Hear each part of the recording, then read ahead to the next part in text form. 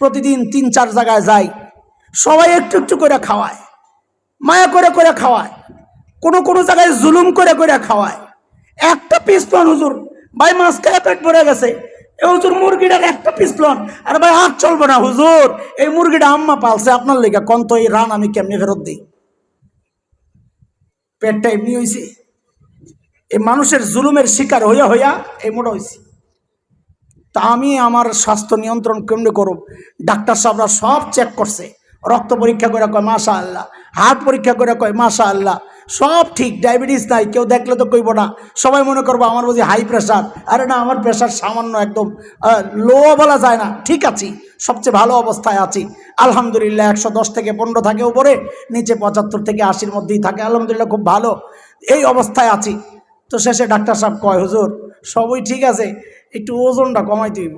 ধর্মী এটা ছাড়া বাকি যা আছে সব কম।